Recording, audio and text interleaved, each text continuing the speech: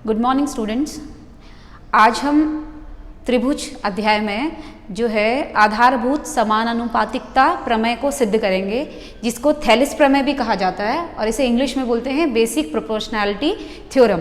तो देखिए क्या है आधारभूत समानुपातिकता प्रमेय। ये बहुत बार आपके बोर्ड एग्जाम में जो है प्रूफ करने के लिए भी आ जाता है, तो इसीलिए इसको अच्छे से समझेंगे आप यहाँ पे। आज मैं इसको आपको सिद्ध करना सिखाऊंगी यहाँ पे। तो क्या है आधारभूत प्रमेय? आधारभूत समानुपातिकता प्रमेय है किसी त्रिभुज की एक भुजा के समांतर अन्य दो भुजाओं को भिन्न भिन्न बिंदुओं पर प्रतिच्छेद करने के लिए एक रेखा खींची जाए तो ये दो भुजाएं एक ही अनुपात में विभाजित हो जाती है। क्या मतलब है? मतलब ये कि यहाँ पे ये देखिए, ये आकृति मैंने बनाई है, इसमें देखिए कि ये त्रिभुज ABC है। ABC त्रिभुज की एक भुजा BC, ये जो भुजा BC है इसके समांतर यदि मैं एक रेखा खींचूं DE, जो भुजा AB और AE को बिंदु D और E पर अगर प्रतिच्छेद करती है, तो यह जो रेखा है DE, ये जो DE है ये भुजा AB और AC को जो है समान अनुपात में विभाजित करती है, यानी कि AD बटे DB जो है वो बराबर होगा AE बटे EC के। ये हमें सिद्ध करना है। तो चलिए किस प्रकार से हम सिद्ध करेंगे यहाँ पे समझिए। सबसे पहले हमें जो है क्या दिया हुआ है, सबसे पहले आप लिखिए कि दिया क्या है। दिया है हमको त्रिभुज ABC में DE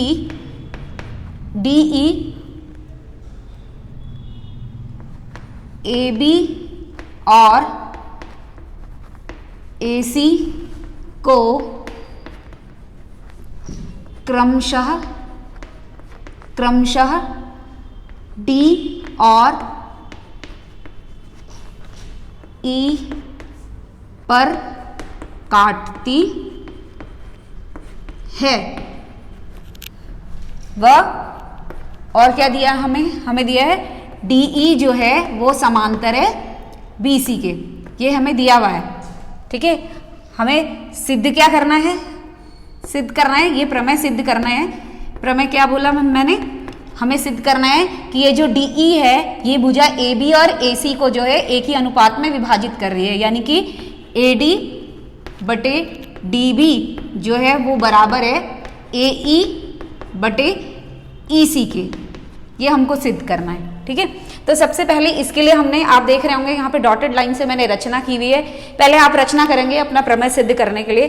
तो रचना क्या किया है? रचना में B को E से और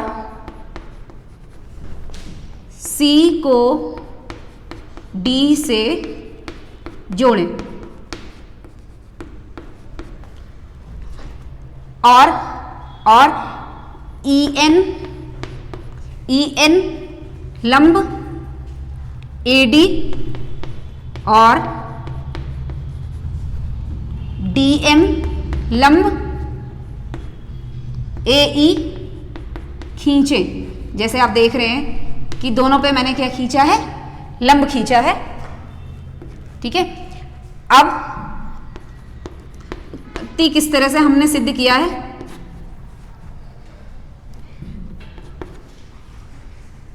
पहले त्रिभुज ADE, देखिए त्रिभुज ADE में क्षेत्रफल, इसका क्षेत्रफल लेंगे। क्षेत्रफल त्रिभुज ADE बराबर क्या होता है? आपको पता है त्रिभुज का क्षेत्रफल क्या होता है? क्या होता है? 1/2 आधार गुणा ऊंचाई, आधार गुणा ऊंचाई। तो यहां पे लिख दीजिए 1/2 आधार क्या है इसमें? इस त्रिभुज ADE में आधार क्या हो जाएगा? आधार ले लीजिए आप AD और ऊंचाई, इस आधार पे ऊंचाई क्या हो जाएगी? EN। ठीक है, तो ऊंचाई हो गई EN। अब इसको आप इस तरह से भी लिख सकते हैं, या जैसे आपने क्लास 9th में सीखा था, इसको area triangle ADE is equal to 1/2 AD into EN। ठीक है, ऐसे ही अब इस त्रिभुज को लीजिए, त्रिभुज DEB,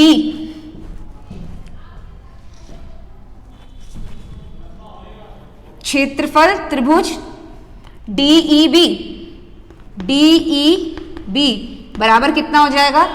ये हो जाएगा आपका 1/2, ये आधार हो जाएगा, ये आधार हो जाएगा। आप देख रही हैं अधिक कोण त्रिभुज है, अधिक कोण त्रिभुज का आपको पता है लंब जो है बाहर गिरता है, तो इस आधार पे लंब यही हो जाएगा, ENE हो जाएगा इसका, है ना। तो इस त्रिभुज ABE का जो क्षेत्रफल क्या होगा? 1/2 आधार, आधार क्या हो जाएगा? वही BD इंटू लंब क्या हो जाएगा? इसमें भी लंब वही होगा, EN। ठीक है, अब ऐसे ही दूसरा, अब इस साइड से लीजिए दोबारा से क्षेत्रफल त्रिभुज ADE। अब इधर का आधार लीजिए 1/2 आधार, आधार अब लीजिए AE बराबर आधार AE गुणा ऊंचाई, ऊंचाई अब क्या लेंगे? अब DM, क्योंकि हमने आधार AE लिया तो इस पे आप लंब देख रहे हैं, लंब क्या है? DM है इस आधार AE पे, तो अब हम जो है आधार AE ले रहे हैं तो लंब क्या लेंगे? DM लेंगे। अब नीचे त्रिभुज DEC में आइए, क्षेत्रफल, अब उसका क्षेत्रफल लिखिए, क्षेत्रफल त्रिभुज DEC बराबर क्या हो जाएगा? 1/2 आधार, इसका आधार क्या होगा? इसका आधार होगा आपका CE, और इसकी ऊंचाई क्या होगी? इसकी ऊंचाई होगी आपकी, इसकी ऊंचाई क्या हो जाएगी? इसकी ऊंचाई भी वही होगी आपकी DM जो है इसकी ऊंचाई होगी DM। ठीक है, अब अगर हम अनुपात लेते हैं क्षेत्रफल त्रिभुज ADE बटे क्षेत्रफल त्रिभुज DEB बराबर क्या हो जाएगा? 1/2 AD गुणा EN बटे 1/2 BD गुणा EN। देख रहे हैं आप, यहां से हम इनको काट देंगे, यहां से ये कट गया, यहां से ये कट गया, ये आ जाएगा आपका AD बटे BD। ठीक है, ऐसे ही अब ये जो बाकी जो बाद वाले दो हैं, इन दोनों का अनुपात लीजिए, क्षेत्रफल त्रिभुज ADE बटे क्षेत्रफल त्रिभुज DEC बराबर हो जाएगा 1/2। ADE का क्षेत्रफल कितना था? 1/2 AE गुणा DM बटे DEC का क्षेत्रफल कितना था? 1/2 CE गुणा DM। यहां से भी आप देख रहे हैं DM से DM कट गया, हाफ से हाफ कट गया। ठीक है, तो कितना बच गया? ये बच गया आपका AE बटे CE।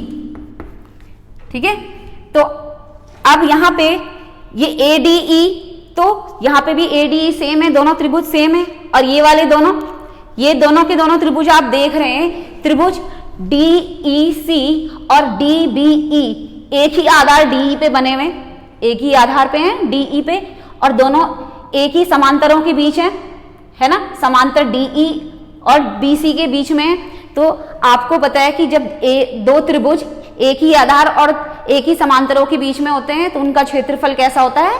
बराबर होता है ना। तो आप लिख देंगे कि त्रिभुज DEB और त्रिभुज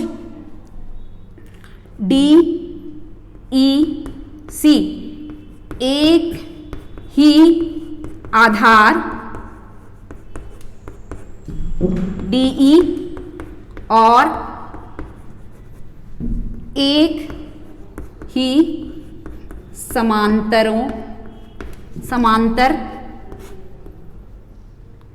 के बीच है। अतः क्षेत्रफल त्रिभुज DEB जो है वो बराबर है